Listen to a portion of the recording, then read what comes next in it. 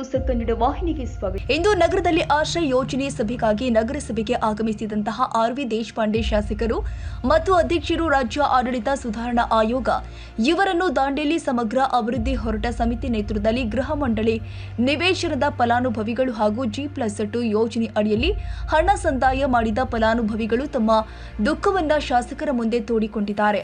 10 ವರ್ಷ ಕಳೆದರೂ ಕೂಡ ಮನೆ ಸಿಗದೆ ಇರೋದ್ರಿಂದ ಪ್ರತಿ ತಿಂಗಳು ಬಾಡಿಗೆ ತುಂಬಿಕೊಳ್ಳುವುದು ಬಹಳ ಕಷ್ಟಕರವಾಗ್ತಾ ಇದೆ. ಆದ್ದರಿಂದ ಸಿದ್ಧಗೊಂಡಿರುವ ಮನೆಯನ್ನ ಕೂಡಲೇ ವಿತರಣೆ ಮಾಡಬೇಕು ಮತ್ತು ಉಳಿದ ಮನೆಗಳ ಕಾಮಗಾರಿಯನ್ನ ಕೂಡಲೇ ಪ್ರಾರಂಭಿಸಬೇಕು ಅಂತ ಮಳೆಯನ್ನ ಲೆಕ್ಕಿಸದೆ ಒತ್ತಾಯಿಸಿದ್ದಾರೆ.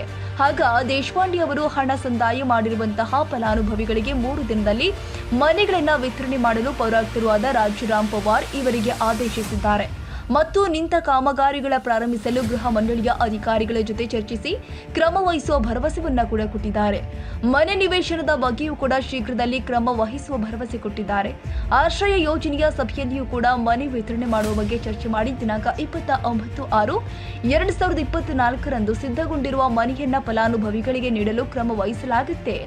ನಮಗೆ ಆದೇಶ ನೀಡಿದ್ದಾರೆಂದು ಫಲಾನುಭವಿಗಳಿಗೆ ಪೌರಾಯುಕ್ತರು ತಿಳಿಸಿದ್ದಾರೆ. ಸಮಿತಿ ಅಧ್ಯಕ್ಷರು ಆದ ಅಕ್ರಮ್ ಖಾನ್, ಉಪಾಧ್ಯಕ್ಷರು ಆದ ಅಶೋಕ್ ಪಾಟೀಲ್, ಮದ್ರಾಸ್ ಸಾಬ್, ಮಹಮ್ಮದ್ ಗೌಸ್ ಮಿಟ್ಕೇರಿ, ಶಿವಾನಂದ ಮುರುಗೋಡು, ದತ್ತಾತ್ರೇಯ ಹೆಗಡೇಕರ್, ಮೋಚಿಬಾ ಚೆಬ್ಬಿ, ಶಾಬ್ ಬೆಂಗಳೂರು, ಮಹಮ್ಮದ್ ಗೌಸ್ ಪಟೇಲ್, ನೀಲಾ ಮಾದರ, ಶಹಜಾದಿ ಕುಲಶಾಪುರ, ವಿಜಯಲಕ್ಷ್ಮಿ ಅಕ್ಕಿ, ಧನಂಜಯ್ ಕಲ್ಗುಡ್ಕರ್, ಫೈರೋಜ್ ಶೇಖ್, ಯಲ್ಲಮ್ಮ ಡಮಾಮ, ಕರವೇ ಅಧ್ಯಕ್ಷರು ಆದ ಅಶೋಕ್ ವಾನಿ, ಅಲ್ಲದೆ ಸಮಿತಿಯ ಇನ್ನೂ ಅನೇಕ ಮುಖಂಡರು ಉಪಸ್ಥಿತರಿದ್ದರು.